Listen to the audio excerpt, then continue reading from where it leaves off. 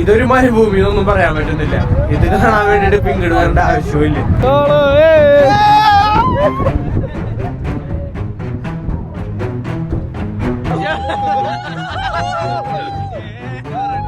ഒട്ട സവാരി എന്ന് പറഞ്ഞു കഴിഞ്ഞാൽ 200 മീറ്റർ ഒട്ടത്തമ്മ പിടിച്ച് കയറ്റി അവിടെ വരെ ഒഴിച്ച് കഴിഞ്ഞു. ഇവിടെ വന്നുള്ള ഏറ്റവും വലിയ പ്രശ്നം എന്താണെന്ന് ചോദിച്ചാൽ ഇവന്മാരെ തോന്നിവാസാണ് കാണിച്ചോണ്ടിരിക്കുന്നത്. അതൊന്ന് സമ്മതിച്ചു കൊടുക്കുന്നത്. രാജസ്ഥാൻ മരുഭൂമി കാണാൻ വേണ്ടിട്ട് ഇതാ ഞങ്ങൾ എല്ലാരും കൂടി എന്നിട്ട് ഇറങ്ങാണ്. ഞങ്ങളൊരു 10 പേരുണ്ടെങ്കിലും എല്ലാരും ഈ വണ്ടിയിൽ തന്നെയാണ് പോണത്.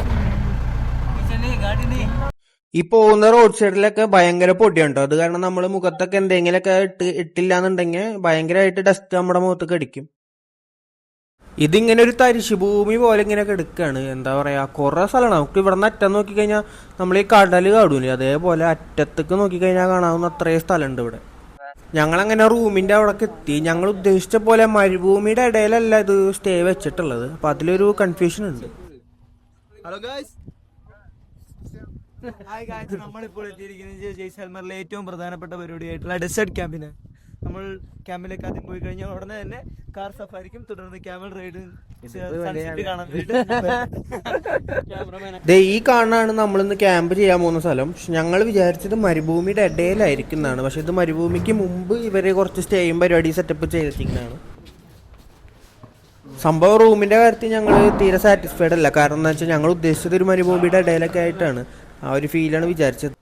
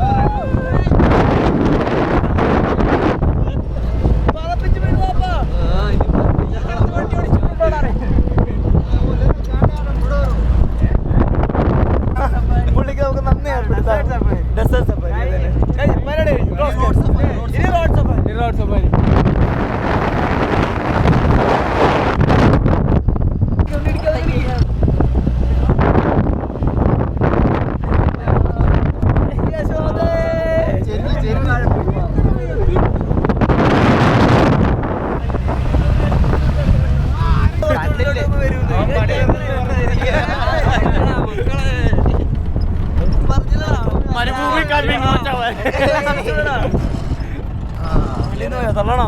അതൊക്കെ ശീലമുണ്ട്.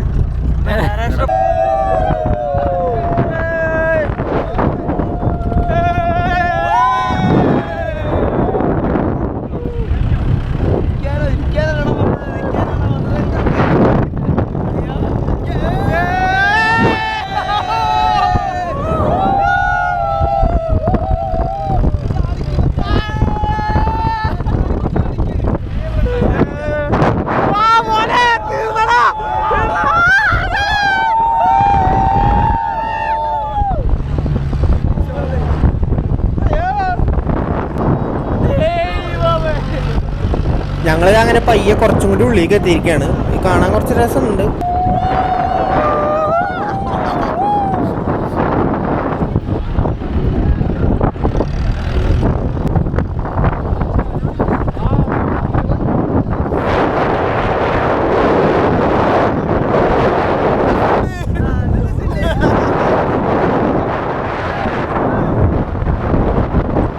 അവിടെ എത്തിക്കഴിഞ്ഞപ്പോൾ പാക്കേജിന്റെ ആള് ഒട്ടകത്തിന്റെ കുറച്ച് കാര്യങ്ങളും അങ്ങനെ കുറച്ച് സംഭവങ്ങളൊക്കെ പറഞ്ഞോണ്ടിരിക്കുകയായിരുന്നു. ഇതറിഞ്ഞത് കേട്ടോ? ചെക്കൻ എങ്ങനെയുണ്ട്? പാവല്ലേ. നമുക്ക് റൈഡ് ചെയ്യാൻ വേണ്ടിയിട്ട് ഒട്ടകത്തിനൊക്കെ സെറ്റ് ചെയ്തുകൊണ്ടിരിക്കുകയാണ് ആള്.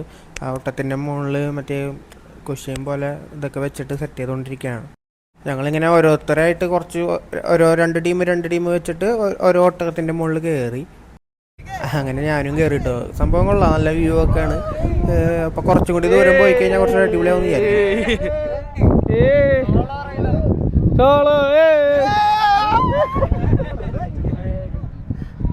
അങ്ങനെ നമ്മുടെ ക്യാമൽ റൈഡ് ഇതാ പയ്യെ സ്റ്റാർട്ട് ചെയ്തുകൊണ്ടിരിക്കുകയാണ്. അപ്പം ഇത് ഭയങ്കരമായിട്ട് ജമ്പ് ചെയ്യുന്നുണ്ട് മീൻസ് ക്യാമറയിൽ ഷെയ്ക്ക് കുറവേ കാരണം നമുക്കത് അത്രക്ക് അറിയാണ്ടാണ്. ഇങ്ങോട്ട് വരുന്നല്ലോ കുലികളല്ലോ.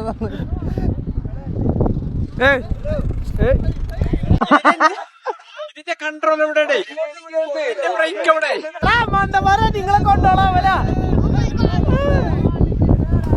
അവന്മാരെ കണ്ടോളി ചെറുക്കല.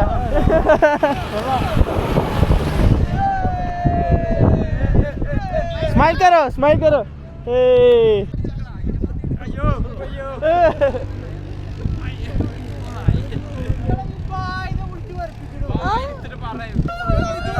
क्या लोग चिर चिर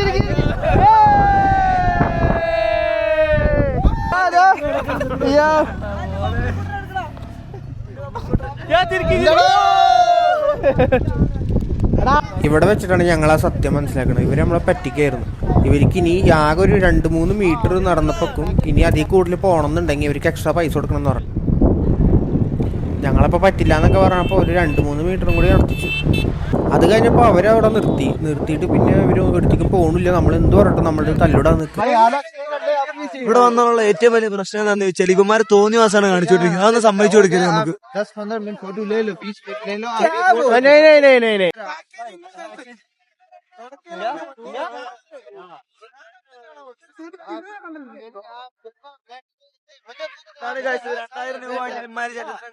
$2000 വാങ്ങിക്കുകയും ചെയ്യും. ഇവിടെ വന്നിട്ട് 10 മിനിറ്റ് 11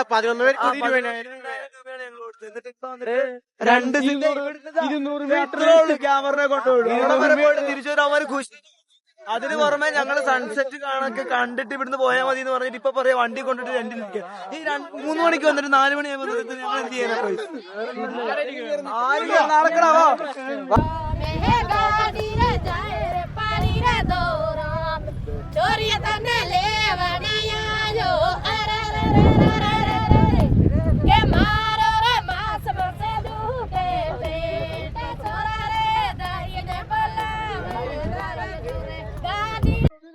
ഇതൊരു മരുഭൂമി എന്നൊന്നും പറയാൻ പറ്റുന്നില്ല. ഇത് കാണാൻ വേണ്ടിട്ട് പിങ്കട് വരേണ്ട ആവശ്യമില്ല. എനിക്കൊന്ന് ദുബായിലെടുക്കയിലൊക്കെ പോണെന്നാണ് ബെറ്റർ. ഇത് മരുഭൂമി ഒന്നും പറയാനില്ല. ശരിക്കും പറ്റിക്കപ്പെട്ടു പറയാം. പക്ഷെ എന്നാലും കുഴപ്പമില്ല. ഞങ്ങള് കൊടുത്തത് ഇപ്പൊ ഒരു 2000 രൂപയാണ്. സ്റ്റേയും ടെന്റ് ക്യാമ്പും പിന്നെ ഒട്ട സവാരി എന്ന് പറഞ്ഞു കഴിഞ്ഞാൽ 200 മീറ്റർ ഒട്ടത്തുമ്പോ പിടിച്ച് കയറ്റി അവിടം വരെ ഓടിച്ച് കഴിഞ്ഞ്. ജീപ്പ് ഒരു 2-3 കിലോമീറ്റർ ജീപ്പിൽ വന്ന് ആ വീഡിയോ ഇടും ഞാൻ. അത്രയൊക്കെ തന്നെ ഉള്ളു. കഴിഞ്ഞു. ഇതിന് വേണ്ടിട്ട് ഇവിടേക്ക് വരേണ്ട ഒരു ആവശ്യം ഉണ്ടെന്ന് തോന്നുന്നില്ല. ഒരു മരുഭൂമി ഫീലേ ഇല്ല. വെറുതെ ശരിക്കും ഇവിടെ വന്ന് പറ്റിക്കപ്പെട്ടു എന്ന് പറയാൻ പറ്റുള്ളൂ. കാരണം ഇതൊരു അങ്ങനെ ഒരു മരുഭൂമി അങ്ങനത്തെ ഒരു സംഭവമായിട്ട് ജയ്സൽമേർ എനിക്ക് തോന്നിയിട്ടില്ല. എനിക്ക് എന്റെ ഫ്രണ്ട്സിന് ആർക്കും തോന്നിയിട്ടില്ല. നമ്മളിവിടെ ആദ്യം ഒരു 3500-4000 ക്യാമ്പിന് പറഞ്ഞത്. ഡെസേർട്ട് ക്യാമ്പ് ഇവിടെ എല്ലാ പാക്കേജും എല്ലാം ഇൻക്ലൂഡ് ആയി. പക്ഷെ അതിനുള്ളതൊന്നുമില്ല. നമ്മളെന്തോ ഭാഗ്യത്തിൽ പറഞ്ഞു 1800 ആക്കി ഒരാൾക്ക്. പക്ഷെ അത് അത്രക്കുള്ളതൊന്നും ഇല്ല ഇതില്. എന്താ പറയാ, ഇവരൊക്കെ ഫുള്ള് പറ്റിക്കല പറഞ്ഞാൽ ഫുള്ള് പറ്റിക്കല. 1800 രൂപയ്ക്ക് ഫുള്ള് പാക്കേജ് കാര്യങ്ങൾ അങ്ങനെയൊക്കെയാണ് പറഞ്ഞിട്ട് ഇങ്ങോട്ട് കൊണ്ടുവന്നു. പക്ഷെ ഇവിടെ അതിലുള്ള മുതലാവണമൊന്നുമില്ല.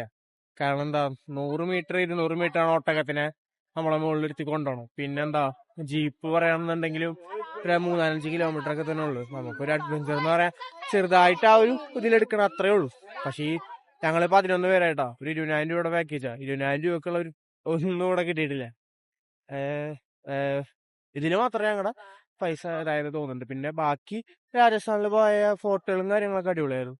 പക്ഷെ ഇവിടത്തത് ഭയങ്കര ബാഡ് എക്സ്പീരിയൻസ്. ഒരു പോരാ, നമ്മുടെ പൈസ മുതലായിട്ടില്ല. പിന്നെ പൈസയുടെ മാത്രല്ല, പൈസ നമ്മളെന്നാലും കുഴപ്പമില്ല. കാണാനുള്ളത് ആയിട്ടൊന്നും ഇല്ല. നമ്മള് ബീച്ചിൽ വന്നുള്ള പോലൊക്കെ ഉള്ള ഒരു കുഴിമണിയേ ഉള്ളൂ. കണ്ടോ, നോർമലി കാലൊന്നും ഒന്നൊരു ഇതാവണമൊന്നും ഇല്ല. അത്രക്കൊക്കെ തന്നെ ഉള്ളു. നോർമലി ഇതൊക്കെ തന്നെ ഉള്ളു. പിന്നെ ഇവിടെ എല്ലാം റേറ്റാ. ഒട്ടകൊക്കെ ആണെങ്കിലും കുറച്ചൊന്ന് ഇതാക്കണമെങ്കിലും 10-500 രൂപ. പിന്നെ ജീപ്പൊക്കെ ആണെങ്കിലും ഭയങ്കര റേറ്റാ. മറ്റേ വണ്ടി പോവില്ല നമ്മുടെ ബൈക്കില്, അതാണെന്നുണ്ടെങ്കിൽ അവരോടിക്കുകയാണെങ്കിൽ നമുക്ക് 600 രൂപ കൊടുക്കണം. അതും 3-4 കിലോമീറ്റർ. 3-4 കിലോമീറ്റർ എന്ന് പറഞ്ഞാൽ ഇവിടെ പെട്ടെന്ന് തീരും. ഇതല്ലേ, മണ്ണല്ലേ, പെട്ടെന്ന് തീരും. അങ്ങനത്തെ ഇതൊക്കെ ഇവിടെ. ജയ്സൽമേർ അത്രക്ക് ഹാപ്പി അല്ല. റെക്കമെൻഡ് ചെയ്യില്ല വരണം. രാജസ്ഥാൻ വരണവർ ഇവിടെ വരണമെന്ന് ഒരിക്കലും റെക്കമെൻഡ് ചെയ്യില്ല. ഞങ്ങൾ അങ്ങനെ നല്ല വിഷമത്തിൽ അവിടെ അങ്ങനെ കുറച്ചേരൊക്കെ നടന്നിട്ട് പിന്നെ തിരിച്ചു പോകാൻ തന്നെ വിചാരിച്ചു. അങ്ങനെ ജീപ്പ് വരണവരെ കാത്തിരുന്നു. തിരിച്ചവിടെ എത്താറായപ്പോഴാണ് അവിടെ ഒരു വെൽക്കം പരിപാടി ഉണ്ടെന്ന് കേട്ടാ. നമ്മൾ അത്ര കാര്യമാക്കില്ല, പക്ഷെ കൊള്ളായിരുന്നത്. പൈസ കൊടുക്കണ്ട.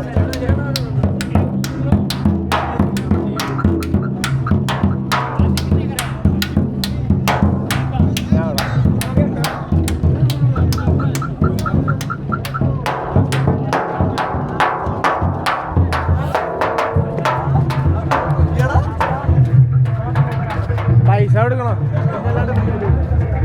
തിരിച്ചു വന്നപ്പോൾ ഇവിടെ ഇത്രയും കളർഫുൾ ആയിരിക്കും ഞങ്ങൾ വിചാരിച്ചില്ല. പിന്നെ അതുകൊണ്ട് എൻജോയ് ചെയ്യാന്ന് വിചാരിച്ചു. മരുഭൂമിക്ക് നമുക്കൊരു ഫീൽ കിട്ടിയില്ല. പിന്നെ ഈ രാത്രിയെങ്കിലും നമുക്ക് എൻജോയ് ചെയ്യാന്ന് വിചാരിച്ചു.